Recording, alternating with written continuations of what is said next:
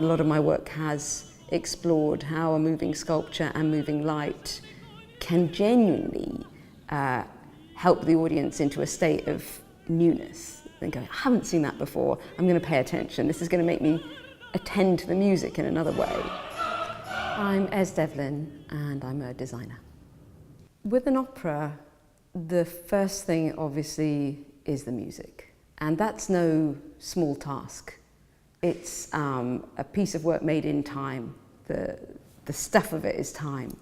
So the first thing is that time of listening to it and following the text in detail, obviously, and really understanding the congruence of every beat of music with every element of poetry in the lyrics.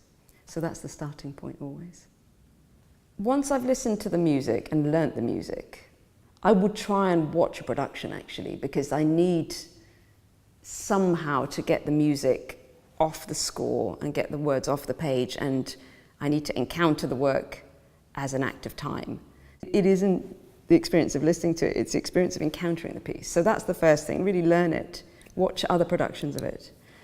Then, once you've got those chunks of time, you're really dealing with the audiences and the performers' time. How can you design that?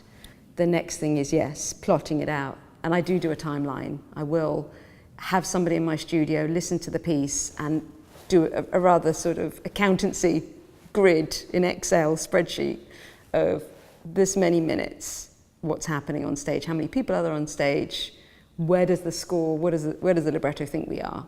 Location-wise, what's happening in the music, and try and, craft an encounter with a piece for myself that makes it legible to me, makes it understandable to me. So these timelines, and the next thing will be, yes, to start painting and sketching, really what the mood is.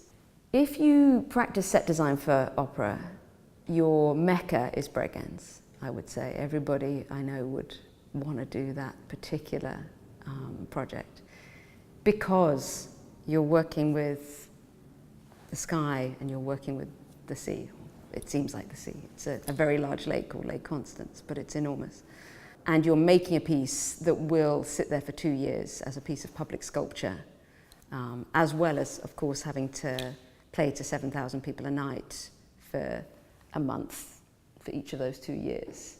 What I find always will draw me to working in opera, whatever else I end up doing, is that ambition and that sensual takeover, feeling the music resonate through one's own instrument, one's body. If you are surrounded by a choir of 90 and an orchestra of 90 and a bunch of extraordinary soloists, that sound will resonate through you. And because time and respect is given to the process of design, perhaps more than in many other fields, the designer and the director really are accorded time and process in opera, perhaps in like no other genre.